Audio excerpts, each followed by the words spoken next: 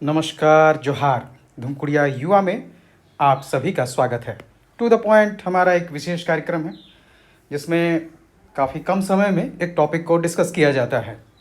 हमारी classes 14 JPSC को लेकर स्टार्ट हो चुकी हैं और अभी 11 to 13 के लिए इंटरव्यू प्रोग्राम, इंटरव्यू गाइडेंस और मॉक इंटरव्यू जारी है। अगर आप ज्वाइन करना चाहें तो कर सकते हैं। आइए देखते हैं हम लोग टॉपिक पे। हमारा टॉपिक वर्तमान में जो सुप्रीम कोर्ट द्वारा दिया गया निर्णय है कि एसटी और एससी में उप वर्गीकरण किया जा सकता है आरक्षण को लेकर, इसी संदर्भ में है। तो अभी जो मुख्य न्यायाधीश हैं उनके अध्यक्षता में 6:1 अर्थात 6 समर्थन में और 1 उसके अगेंस्ट थे। इसके आधार पर एसटी और एससी में आरक्षण पर उप वर्गीकरण की अनुमति दे दी गई है। इसको लेकर कई तरह के प्रभाव, विवाद और इसके भविष्य के जो है परिप्रेक्ष्य वो जांचे जा रहे हैं, लोगों में बहस हो रही है। अगर हम लोग देखें कि सरकारी रोजगार में आरक्षण, तो ये आर्टिकल 15 के उप आर्टिकल 4 और 16 के उप आर्टिकल 4 के तहत में ये राज्य और केंद्र सरकार प्रदान करती हैं सरकारी सेवाओं में आरक्षण। आखिर सुप्रीम कोर्ट के फैसले में क्या है? तो उसने सबसे पहले एससी और एसटी के उप वर्गीकरण को सहमति दी है, उसकी अनुमति उन्होंने दे दी है कि वो कोटा के अंदर कोटा राज्य और केंद्र सरकार दे सकती है जॉब्स इत्यादि में आरक्षण को लेकर। दूसरा, ये जो उप वर्गीकरण होगा ये अनुभव आधार होगा, अर्थात डाटा कलेक्ट किए जाएंगे, उनके आधार पर किन जातियों को लाभ नहीं मिला है उनको कोटा के अंदर कोटा में रखा जाएगा। एससी और एसटी के लिए क्रीमी लेयर सिद्धांत का विस्तार माना जा रहा है इसको। जो अभी ओबीसी में क्रीमी लेयर का सिद्धांत रखा गया है, ईडब्ल्यूएस में भी वो क्रीमी लेयर सिद्धांत है, तो वैसे ही एसटी और एससी में भी क्रीमी लेयर सिद्धांत का ये विस्तार कर दिया गया है। ये वर्गीकरण न्यायिक समीक्षा के अधीन होगा, ये भी सुप्रीम कोर्ट का कहना है। आरक्षण का लाभ उठाने की पीढ़ीगत सीमा हो, न्यायालय का ये भी कहना है। उसने कहा कि एक पीढ़ी के बाद में किसी सदस्य ने अगर किसी पीढ़ी में लाभ ले लिया है तो अगली पीढ़ी इसकी लाभ उससे न दी जाए, किसी और व्यक्ति को और समुदाय को दिया जाए। तो पीढ़ियों की सीमा जो है तय करने की बात की गई है आरक्षण लाभ उठाने के लिए। अगर हम लोग देखें कि क्या इस सुप्रीम कोर्ट के निर्णय से पहले इस तरह के प्रयास राज्यों ने किए हैं, तो कुछ पर आपको एग्जाम्पल दिख सकते हैं। जैसे 1975 में पंजाब सरकार ने 25% अनुसूचित जाति आरक्षण को श्रेणियों में विभाजित किया था और इसका एक विशेष हिस्सा वाल्मीकि और सिख समुदाय के लिए आरक्षित रखा गया था। 2000 में आंध्र प्रदेश ने एससी में ही एक विस्तृत सूची प्रदान की थी और उसमें प्रत्येक को आरक्षण का लाभ का कोटा प्रदान किया था। झारखंड में उस तरह का नहीं है, लेकिन इसके बावजूद आदिम जनजातियों को अलग से 2% का आरक्षण दिया जाता है। ये जो उपरोक्त पंजाब सरकार और आंध्र प्रदेश के जो सरकार के प्रयास थे, इनको लेकर कुछ केस हुए थे। जैसे ईवी चिन्नमैया केस 2004, इसके द्वारा सुप्रीम कोर्ट ने पहले उपवर्गीकरण को रद्द किया था, कोटा के अंदर कोटा को नहीं माना था ईवी चिन्नैया केस में। पंजाब और हरियाणा उच्च न्यायालय ने डॉक्टर किशन पाल बनाम पंजाब राज्य में 1975 की जो अधिसूचना पंजाब सरकार द्वारा निकाली गई थी उसको रद्द कर दिया गया था। इसके अलावा भी अगर हम लोग देखेंगे कि आखिर न्यायालय जो है दरअसल वो ये चाहती है कि सामाजिक पिछड़ेपन को इसको अधिक कारगर ढंग से हल किया जाए, और वर्तमान में जो फैसला 1 अगस्त 2024 को दिया गया है वो इसी के संदर्भ में है।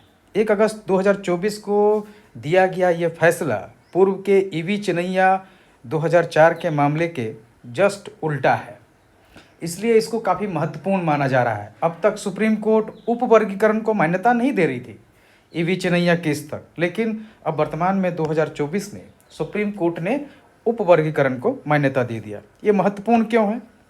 उसका कारण भी है। वर्तमान में जिस तरह से सुप्रीम कोर्ट ने इसको माना उसके पीछे कई तरह के तर्क दिए गए हैं। उसमें कुछ महत्वपूर्ण है कि सामाजिक वास्तविकताएं काफ़ी अलग है। एसटी के अंदर ही कुछ समुदाय इसका आरक्षण का विशेष लाभ लेकर आगे बढ़ रहे हैं, जबकि एक बड़ा समुदाय इसमें पीछे छूट जा रहा है। वही बात अनुसूचित जातियों में भी देखी गई है। अभी बिहार में जातिगत आरक्षण में देखा गया कि कुछ जातियां आरक्षण का लाभ लेकर सामाजिक पायदान में आगे बढ़ गए हैं और कुछ अभी काफ़ी पीछे छूटे हुए हैं। इसके द्वारा दूसरा बात यह है कि टारगेटेड बेनिफिट्स जो दिया जाए वो विशेष व्यक्ति को, उस समूह को दिया जाने का प्रयास किया जा रहा है जिनको सबसे ज़्यादा अधिक आवश्यकता है। इस फैसले का महत्व क्या है? तो इसके द्वारा लक्षित आरक्षण द्वारा सामाजिक न्याय में वृद्धि होगी, संवैधानिक मान्यता प्रदान हो जाएगा उपवर्गीकरण को, सामाजिक वास्तविकता की स्वीकृति होगी। जो भेदभाव समाज के अंदर जातिगत आधार पर भी रखे गए हैं, समूहों में जो बांटे गए हैं, उसके अंदर जो भेदभाव है उसको दूर करने का ये प्रयास माना जाएगा। इसमें बिहार में हम लोग जैसे देख सकते हैं कि प्रत्येक 10,000 व्यक्ति में 124 धोबी जाति के पास में उच्च शिक्षा की डिग्री थी, जबकि दुसाध समुदाय के पास में यह संख्या 45 के करीब थी और सबसे वंचित मुसहर समुदाय में तो सिर्फ एक। तो मुसहर और दुसाध में धोबियों के काफ़ी कम मात्रा में उच्च शिक्षा की डिग्री देखी गई है। तो ये जो भिन्नता है इसको कम करने का प्रयास सुप्रीम कोर्ट द्वारा वर्तमान उपवर्गीकरण के द्वारा किए जाने का प्रयास है।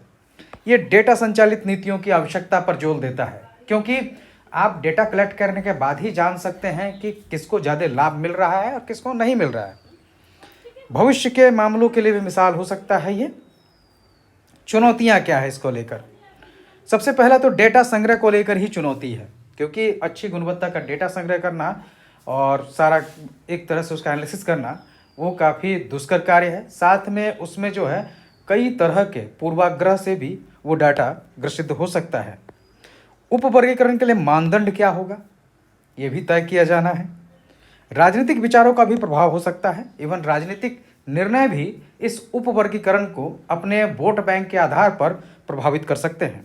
इससे समाज में तनाव भी बढ़ेगा, प्रशासनिक बोझ भी बढ़ जाएगा, क्योंकि उप श्रेणियां बनाने में और अधिक प्रशासनिक क्षमता की आवश्यकता होगी। कानूनी मामलों में वृद्धि हो जाएगी इसके तहत में। इसको क्यों नहीं किया जाना चाहिए?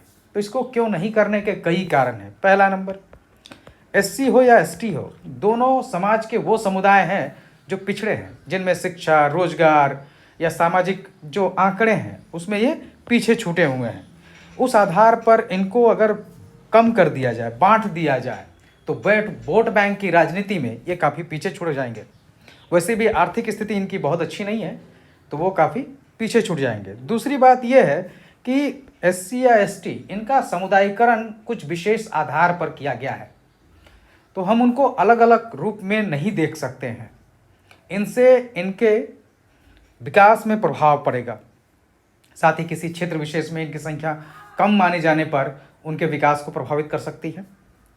आगे का रास्ता क्या होना चाहिए? तो इसमें आम सहमति बनाने की आवश्यकता है, प्रभावी निगरानी तंत्र और शिकायत निवारण प्रणाली की आवश्यकता है, सामाजिक सद्भाव बनाए रखने का जरूरत है, राज्यों के प्रशासनिक और संस्थागत क्षमता को मजबूत करना आवश्यक है, पर्याप्त वित्तीय संसाधन दिए जाने चाहिए।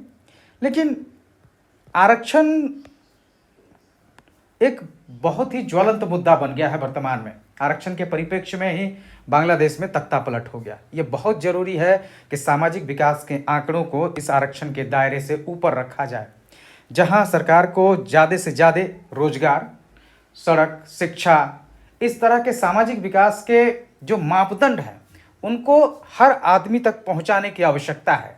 आरक्षण किसी भी समस्या का हल नहीं है। ये शॉर्ट टर्म में या सीमित समय में लाभ दे सकता है, लेकिन लंबे समय में विकास के लिए जरूरी है कि जो सामाजिक मानदंड है, शिक्षा, रोजगार, इन सब पे अधिक ध्यान दिया जाए, ताकि पूरे देश के नागरिकों, सिर्फ वंचित ही नहीं, सभी को रोजगार और शिक्षा की आवश्यकता पूरी की जा सके। धन्यवाद।